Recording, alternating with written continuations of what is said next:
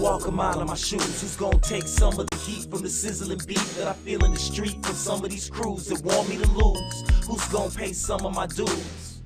Who's gonna walk a mile in my shoes? Who's gonna take some of the heat from the sizzling beat that I feel in the street? What's up? Yours truly, Joe, the architect. Got my man Damiyahn here. What's up? All right, Damiyahn, you're a personal trainer? Yes, sir. What else? Personal training, nutrition coaching. I consider myself like a lifestyle wellness coach also. And also a martial artist for life. There it is, for life, right? Outstanding, outstanding.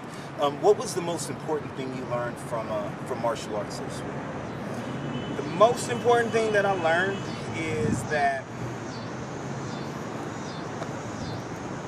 it is my responsibility to learn, to grow, and to improve.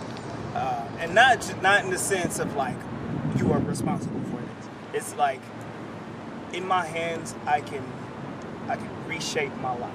I can reshape who I am and what I am. And I learned that I can change my life. I can get better. I can get stronger.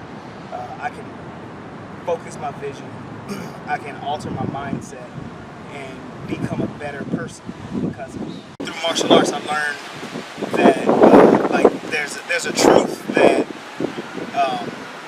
like you can change things. You can change things by yourself, and then you can alter your environment through that.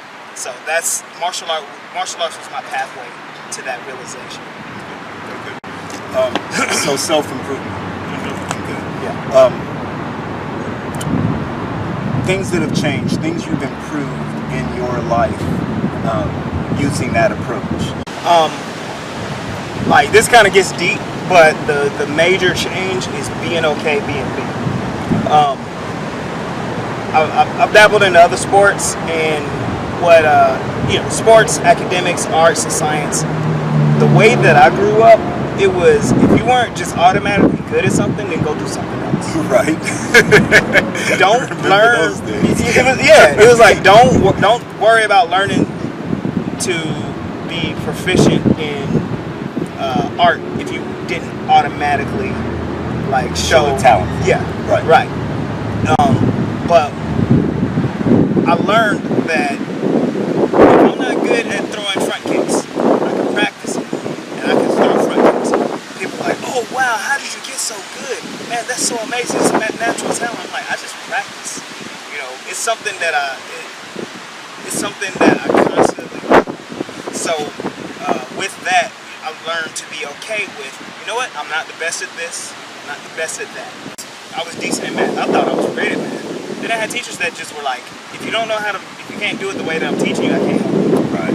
And it's like, I don't understand how a person who is in a position to educate say, I can't help you. So I had to help myself. That's a very interesting thing because you realize, I was looking at Facebook or something, one of those social media networks, and there was a deal about Thomas Edison, and they sent him home with a note. Yep.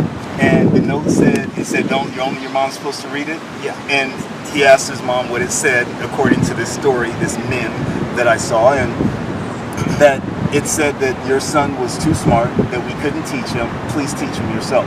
And so for like the next, I think it was like, well, until she passed away, that's what she did. And after her death, and in his development, shortly thereafter, he created the light. You see what I mean? And so it's one of those things, I guess, what I'm going to segue to, because I know that I've seen some personal growth in you and how you champion for your friends, clients, and individuals because you understand. And I think that's what I'm hearing more than anything else. Because you understand the personal commitment needed to realize that you can change something about yourself. Yes. And the dedication that it takes to actively pursue that. One of the most demotivating factors are the people that we keep in our environments that say the things that tend to knock us off of our course. 100%. One of the major principles that I teach is your environment healthy? You have to create a support system. A lot of people will share like, oh, I'm doing it by myself, and And then, you know, you dig a little deeper, and it turns out you hang out with your auntie who is dragging you down. You hang out with your cousin that is constantly critical. You're around a group of people who henpeck you, and they take away from you, take away from you, take away from you. And it's painful because these are the people that you love, you know. Which makes it harder. It makes it that much harder. And it also makes their impact of what they say that much more important because they're closest to you. Yes. You know? And you add the weight and value of that emotional bond to their words. You know that it's damaging, but you are accustomed to internalizing. Right. And so rather than you know, in many cases, rather than, you know, persevering, what people will do, they'll take a moment and dwell on it. It's like, well, maybe this is true about me. You know, maybe I won't. They'll internalize it. Yeah, they'll internalize it. It's like maybe, and then they'll make it their own voice, and that's what happens. There's a whole conversation that we can have about the internal voice, but that's a whole nother one. Here, short version. Let's cut to Watch Revolver with Andre 3000 and Jason Statham. Movie plug. Yeah. All right. But that'll talk about that id and ego and higher, lower self and the conflict that it causes amongst making the decisions that we should actively make. And the voice that we think is actually us is actually all of those representations, the burdens of other words that we have put into our own spirit. And it ultimately amounts to fear. Two types of fear. Fear of failure. If I do this thing, if I pursue this thing, I probably won't achieve it. Then there's fear of success. Not success in like, yay, I did it, but success in changing the whole paradigm. You've succeeded, and therefore the world is different because you changed. That's scary.